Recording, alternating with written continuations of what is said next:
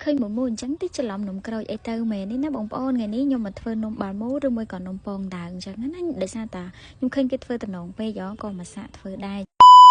ถึงซ้ำบางยมนั่นคือเป็นตาตะโลงนะยมเผอตะโลงปอกระดนั่นจะหนุนใบดมยังยอดตะสงากับบ้านจมหอยกับบ้านได้เฟิร์ไม่ได้แต่วีชับจะอันพอต่อปีตะโลงมายังจะอันให้ยมจะประดามอยู่ตะโลงนั่งมาสกอตใหญ่แต่ยังจังยมวิแต่เฟิร์ไม่กับบ้านได้สำคัญทำไมไอตะวีมัดละอพอต่อปีตะโลงบ่ยังมัดละอให้ยมบ้านประทามจะมวยนั่ง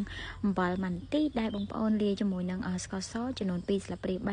ใหญ่แต่ยังไอพลุมือบ้านนะเดี๋ยวซาใส่ตะโลงคลับไอมคลับอาเซอร์ไอมจังยังเลียยมมาละมอมในยังจังบ้านจังมาพอต่อปีดัสกอตซอโจให้บอสกอจะมวยนั่งตะโลงโจគ្នាល្អសពហើយបើខ្ញុំបន្ថែមជាមួយនឹងម្សៅឆាចូលខ្ញុំប្រើម្សៅឆាហ្នឹងប្រហែលជា3ស្លាបព្រាបាយដែរបន្ទាប់មកទៀតយើងចាប់ផ្ដើមច្បល់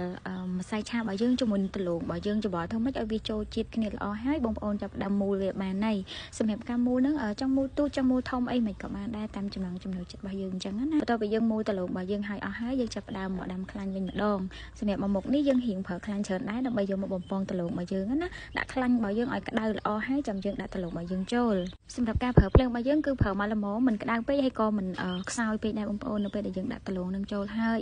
យើងចាប់ផ្ដើមកូរដលងយើងចុះឡើងទៅដើម្បីឲ្យវាឆ្អិនសព្វល្អមើលទៅដលងរបស់យើងតែថៃឡើងពណ៌ក្រហមបែបហ្នឹងគឺឆ្អិនហើយបងប្អូនទាំងអស់គ្នាយើងអាចយកមកសាកញ៉ាំបានហើយសម្រាប់ខ្ញុំធ្វើលើកទី1នេះរសជាតិអាចទទួលយកបានហើយសម្រាប់ពណ៌សបល់អីហ្នឹងក៏អាចទទួលយកបានដែរ